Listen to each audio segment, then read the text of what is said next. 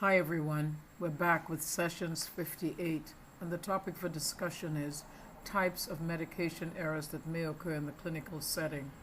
It will include insulin reaction and patient education, avoiding double dosing and the importance of documentation, proper labeling of IV medication additives, and what is anaphylaxis. Please excuse my voice, just getting over a sinus attack. Anyhow, let's get started. In the first clinical situation, we have here a patient who has been admitted to the hospital.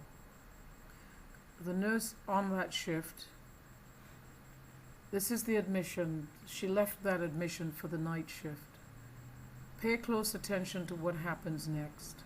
The night nurse walks in and says, "Steve, what's up? I keep talking and getting no response." Well, here's the problem. This patient is having an insulin reaction. He was given regular insulin, which is very short acting, and there was no follow-up to see if he had dinner. Well, here's the problem too. Problem number two, no dinner was served. It's very important if you're going to administer something like insulin to a patient. This is my suggestion. We know that diabetes is not as uncommon. Even in the home, some people have diabetes.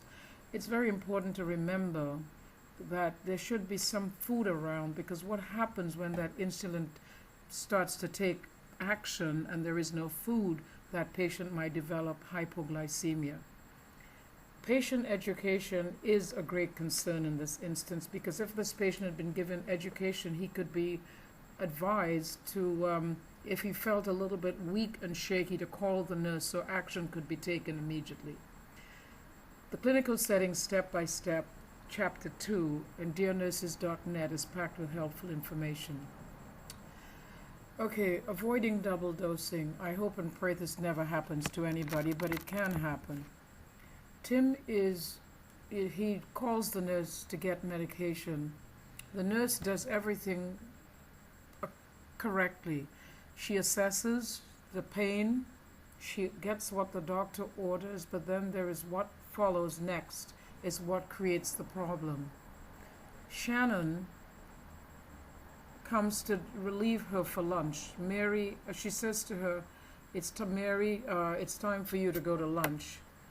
And Mary, I hope I've got these names correct. Mary, in her haste to get to lunch, forgets to document that she had given some pain medication. Well, it's not uncommon for a patient who's received pain medication to call again. It does happen, especially if that patient has been having medication for a long time. And this is what happens. This patient calls again, and Shannon is not aware that this patient has already been medicated. Why? Because there was no documentation. So Mary goes off and gives another dose. I hope I have these names right. I might be putting it the other way around, but anyway, what happens next, this patient becomes very lethargic, and Mary comes back from lunch to find a really lethargic patient, which in itself is a real problem, because this patient has been double dosed. Next, we have what is called a code blue, and for those of you who are not familiar with a code blue, it's an emergency when a patient goes into cardiac arrest. And this can happen anywhere, not necessarily in the emergency room. It can happen anywhere. This patient is obviously in cardiac arrest in the emergency room, and a code blue is taking place. This is a very difficult time because people are moving back and forth, and the doctor orders different medications, and different orders are being thrown out, and protocols like ACLS are being followed.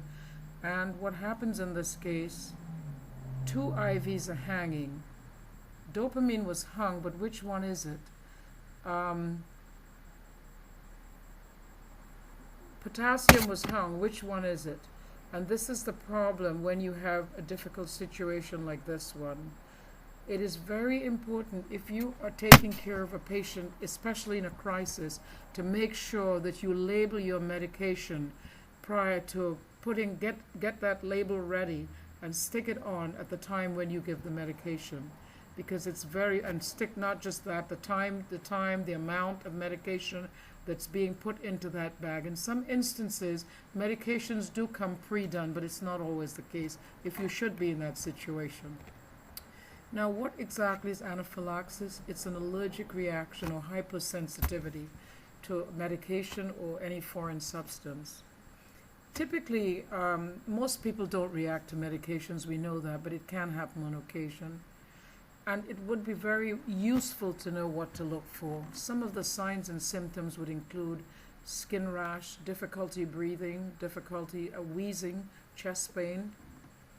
And it's not that every time you give medication this is going to happen, but it's something that you can anticipate, especially if it's something new and that person is a little bit sensitive.